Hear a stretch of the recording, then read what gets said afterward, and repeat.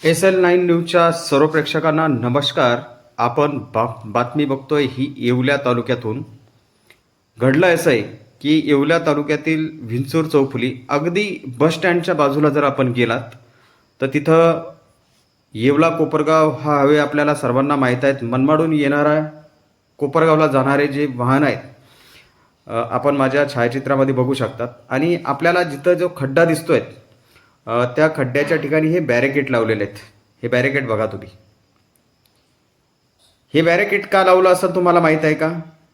अनेक प्रेक्षकांना अनेक प्रवाशांना हे माहीत नसेल हे बॅरिकेड का लावलेले आहेत. आणि इथं अनेक दिवसापासून इथं पाणी साचलेलं आहे. वरुण राजा आता पडायला लागला आहे आणि इथं मागच्या वर्षी पाण्याचं प्रमाण दिसत होतं आणि आताही पाण्याचं प्रमाण या ठिकाणी दिसतं आहे. पण हे बॅरिकेड का लावलेले आहेत म्हणजे उद्या जर थोडक्यामध्ये जर ट्रॅफिक तिथं जाम झाली आणि मोठमोठे साधनं रोडवरती असतात, ट्रक असतात, मोठमोठ्या कंटेनर असतात आणि त्या ठिकाणी हे ट्रॅफिक जर जाम झाली तर आणि ह्या ट्रॅफिकच्या बाजूने जे मोटरसायकल जातात, छोटे छोटे वाहनं जातात तर निश्चित ह्या पाण्यातून जाणारे लोक आहेत. म्हणून सावधान. बस स्टँडकडून येणाऱ्या प्रवाशांनो सावधान. आपल्याला जो खड्डा दिसतोय हे बॅरिकेड दिसतंय. या बॅरिकेडच्या खाली एक मोठा खड्डा आहे आणि हा खड्डा तुमचा जीव घेऊ शकतो त्या ठिकाणी. प्रेक्षकांनो, ही बातमी येवला तालुक्यातून आहे आणि आपल्याला जे बॅरिकेड दिसत आहेत या बॅरिकेडमध्ये खाली एक खड्डा आहे आणि हे जे पाणी साचलेलं आहे या पाण्यामध्ये खड्डा आहे. आणि हे जे बॅरिकेड आहेत इथं आपण गाडी टाकण्याचा प्रयत्न करू नका. कारण येवला प्रशासन त्या ठिकाणी नगरपालिका, येवला बांधकाम विभाग यांचं का दुर्लक्ष आहे हेच लक्षात येत नाही आहे. अनेक दिवसापासून हे पाणी तिथं साचलेलं आहे आणि हे पाणी काढण्याचं नियोजन प्रशासन करत नाही आहे. तिथल्या स्थानिक लोकांच्या तक्रारी आहेत की आम्ही वारंवार सांगून प्रशासन यावरती लक्ष देत नाही. मग प्रशासनाने कधी लक्ष द्यायचं आहे?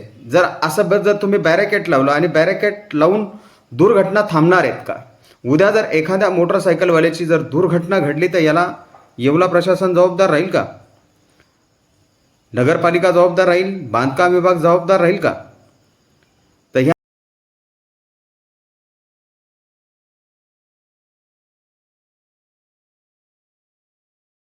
मला एक सांगा, तुम्ही हा जो मनमाड हवे आणि तुम्ही आता इथं व्यवसाय करता आणि व्यवसाय करता आता वरून राजा पडायला सुरुवात झालेली, पाऊस पडायला सुरुवात झालेली आणि हे जे बॅरिकेड काय लावलेले इथं आणि हे जे पाणी साचलेले आहे याचं प्रशासनाकडे लक्ष नाही का?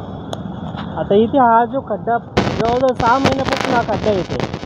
आता इथे ॲक्सिडेंट व्हायला लागले त्याच्यामुळे त्यांनी याच्यात बॅरिकेड आणून ठेवला पण त्याचं सोल्युशन नाही काढलं.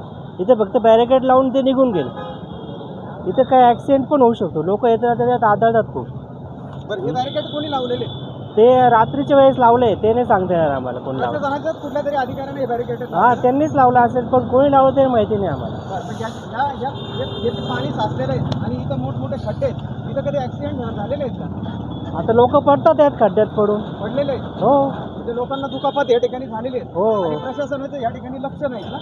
हां आता बरेच जण आता हा मेन हायवे प्रशासनाचे अधिकारी कोणीतरी इथून जाय त्यांचे असेलच ना, त्यांनी याकडे लक्ष द्यायला हवं होतं ना. म्हणजे लक्षच दिलं नाही का त्यांनी? प्रत्येक वेळेस ते म्हणते तुम्ही कंप्लीट करा. आम्ही का कंप्लीट करायचे? आता हे प्रशासनाचं काम आहे, त्यांनी इथे व्यवस्थित लक्ष प्रशासनाचा अधिकारी इथून जातोय, स्वतःच्या डोळ्यांनी बघतोय आणि बघून पण न पाहिल्यावानी इकडे करतायत ना. आता ते कोण जातं ते नाही पण आता मेन हायवे त्याचं लक्ष तर जाणारच आहे ना कोणाचं पण इकडे. या बाबतीत तुम्ही येवलेकर नाराज आहात का? आता मग या बाबतीत नाराज आहेच. आता हे प्रश्न असे आहेत की तुम्ही स्वतःहून लक्ष देऊन सॉल्व्ह केले पाहिजे. लोकांनी प्रशासनापर्यंत येण्याची गरजच नाही याकरता काय.